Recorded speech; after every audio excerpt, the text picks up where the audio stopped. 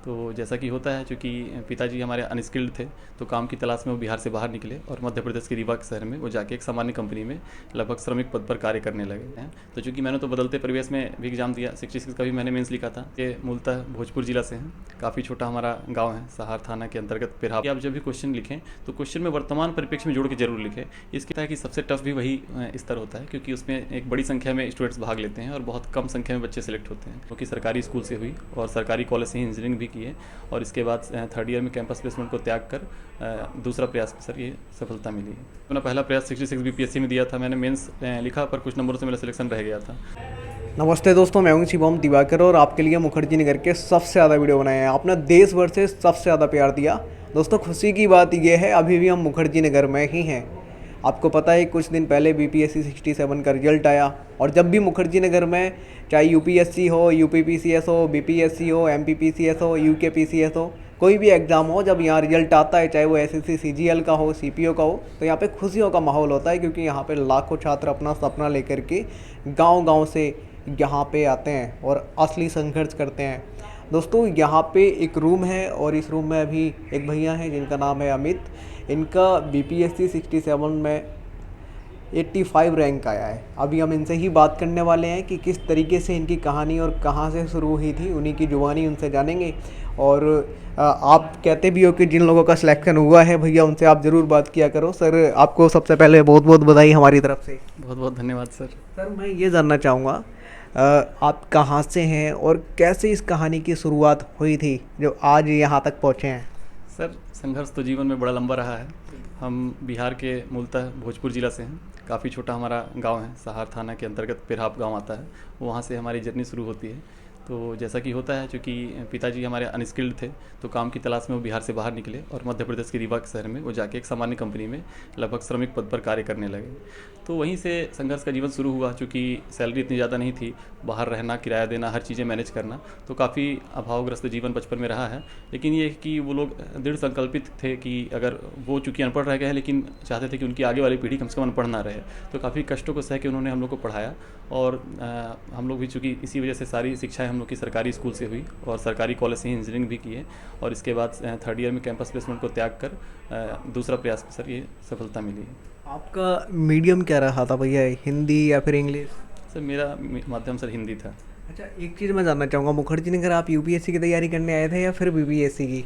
Actually मैं आया था यूपीएससी की तैयारी करने के लिए, लेकिन जैसे ही मैं आया तो लगभग 6-7 महीने के बाद ही लॉकडाउन लग गया। और लॉकडाउन ऐसा हुआ कि सारी कोचिंगें बंद हो गई, सारी क्लासेस बंद हो गई, आप रूम में के अंदर बंद हो गए। तो और सब लोग के लगभग काम भी बंद हो चुके थे, पिताजी की भी काम बंद हो गया, भाई साहब के वहाँ भी हमारा कुछ काम बंद हो गया। तो आर्थिक कई चीज़ें दिक्कत थोड़ी सी शुरू हो चुकी थी। तो मैंने ये सोचा कि क्यों ना स्टेट पीसीएस थोड़ा सा पहले कर लिया जाए।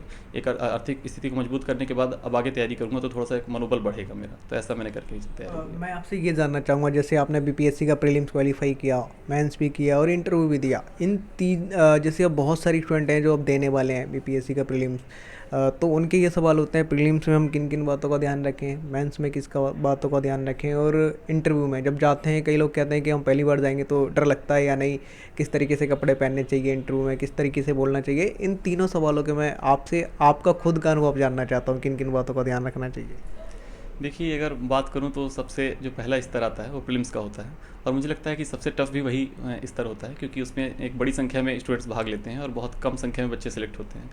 तो उसके लिए तो मैं ये बताना चाहूँगा सभी बच्चों को कि उनके कुछ मेजर पोर्शन को अलग करिए, क्योंकि सारा सिलेबस कंप्लीट कर पाना हर छात्र के लिए संभव नहीं है। तो आप कुछ मेजर पोर्शन ऐसा रखिए कि जिन पे आप कमांड रखिए। जैसे हिस्ट्री पे आप रख सकते हैं, history, polity, math, science, current affairs, Bihar, GK. अगर इन 4-5 पोर्शन पे अगर आप काम करते हैं तो मुझे लगता है कि आपका 70 से 80% चांस तो कंप्लीट हो जाता है। बचे हुए क्वेश्चनों में भी आपको कुछ ना कुछ तो आएगा, ऐसा नहीं है कि बिल्कुल नहीं आएगा। तो आप इस बेसिस के आधार पे बना के क्वेश्चन कर सकते हैं। और चूंकि अब तो नेगेटिव मार्किंग भी 68 से लागू हो गई थी, तो इस वजह से ध्यान रखने की ज़रूरत है कि जो पढ़ा है वही लगाएं, कन्फर्म हो तभी। वरना कभी बार तुक्के मारने में हम लोग की ज़्यादा नेगेटिव क्वेश्चन ज़्यादा हो जाते हैं। तो चूँकि मैंने तो बदलते परिवेश में भी एग्ज़ाम दिया, 66 का भी मैंने मेंस लिखा था, 67 का भी मैं अब तो सिलेक्शन हुआ 67 में, 68 का भी मैंने मेंस लिखा है, 69 का भी प्रीलिम्स का रिजल्ट का वेट कर रहा हूँ। तो इसके अतिरिक्त अगर मेंस की बात करें तो मेंस में अब ऐसे वर्तमान में ऐसे आ गया, हम लोग के समय तो हिंदी लिटरेचर मेरा ऑप्शनल था, अब ऑप्शनल ऑब्जेक्टिव हो गया है। तो इस वजह से मेंस के लिए तो रेफरेंस बुक्स का आपको यूज करना पड़ेगा। इसके अतिरिक्त आपको अपने जो भी सिलेबस है उनको हमेशा करंट से अपडेट रखने की ज़रूरत है, ताकि आप जब भी क्वेश्चन लिखें तो क्वेश्चन में वर्तमान परिप्रेक्ष्य में जोड़ के जरूर लिखें। इसके अतिरिक्त फ्लो चार्ट, डायग्राम जितना हो सके उसमें यूज करें, तो उससे आपके आंसर प्रमाणिक होते हैं। और अगर इंटरव्यू की बात की जाए तो सबको डर लगता है इंटरव्यू के, तो बिल्कुल, क्योंकि आपका भविष्य उनके हाथों में है। बस कोशिश करें कि ईमानदार रहें, जो आप हैं वही वहाँ दिखें, तो निश्चित ही आपका इंटरव्यू अच्छा जाएगा। अच्छा, इस सफलता में आप जो आपको सफलता मिली है इसका श्रेय आप किस किस को देना चाहेंगे? मम्मी पापा का तो हमेशा रहता है, परिवार का रहता ही है, कभी कभार क्या होता है मैं दोस्त भी काफ़ी सहयोग करते हैं, तो क्या ऐसा कुछ आपके जीवन में रहा है इस तैयारी के दौरान? देखिए, सफलता भले ही दूर से देखने में ऐसा लगे कि यह किसी एक छात्र की सफलता है, परंतु ऐसा नहीं होता है। इसके पीछे कई लोगों का हाथ रहता है। जैसे अगर बात करें तो मेरे पिताजी श्रीनिवास राय, माता श्रीमती मनोरमा राय, बड़े भाई अभिषेक कुमार राय, उन्होंने ही सारा मेरा खर्च उठाया, दिल्ली में रहने का पूरा काफ़ी आर्थिक सहयोग दिया। इसके अतिरिक्त मेरे परिवार, मेरे गाँव के काफ़ी लोग मतलब मेरे सहयोग में खड़े रहे। मेरे चाचा जी श्री राम निवास राय, छोटे चाचा सुनील राय, मेरे सारे मामा जी का भी काफ़ी सहयोग रहा, रामानुज राय, रामजी राय, विजेश राय, देवेंद्र राय, और पूरे लगभग मेरे कुछ दोस्तों का बात करें तो प्रभात, भूपेंद्र, कुछ ऐसे कई नाम हैं जिनका मैं, इसके अलावा भी काफ़ी नाम मैं जान रहा हूँ कि छूट रहे हैं, पर मैं सभी को तहे दिल से शुभकामना देना चाहता हूँ जिन्होंने भी सकारात्मक योगदान मेरे उसमें दिया है पढ़ाई में। सर अभी होता ही क्या है, जैसे जब से लॉकडाउन हुआ हमारे देश में ऑनलाइन और लाइव क्लासें काफ़ी ज़्यादा चलने लगी, रिकॉर्डेड क्लासें, तो बहुत सारे स्टूडेंट करते क्या हैं, उन्होंने लाइव क्लास देख ली या रिकॉर्डेड देख ली तो कहते हैं बस मैंने अब ये देख ली, लिखे अब बिल्कुल प्रैक्टिस नहीं करूँगा, सीधा अब एग्ज़ाम देने जाऊँगा। तो क्या आप भी ऐसा करते थे या फिर नोट्स वगैरह खुद बनाते थे? नहीं, देखिए, नोट्स तो बनाना मुझे लगता है कि बहुत ज़रूरी है। जिस भी फॉर्म बनाएं, आप क्लास नोट्स के फॉर्म बनाएं या शॉर्ट नोट्स के फॉर्म में बनाएं, सिर्फ वीडियो देख के आप काफ़ी चीज़ें कवर नहीं कर पाएंगे, क्योंकि इतना ज़्यादा सिलेबस होता है।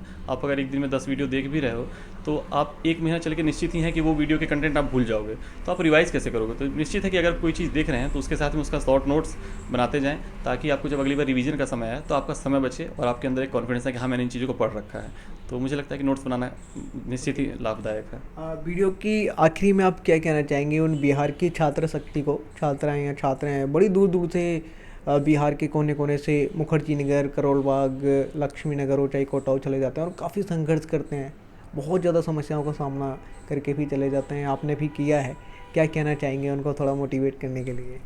मैं बिल्कुल कहूँगा कि देखिए, मुखर्जी नगर हो या फिर कहीं से भी आप तैयारी कर रहे हो, तो मुझे लगता है कि इस क्षेत्र की तैयारी संघर्षों की ही तैयारी है।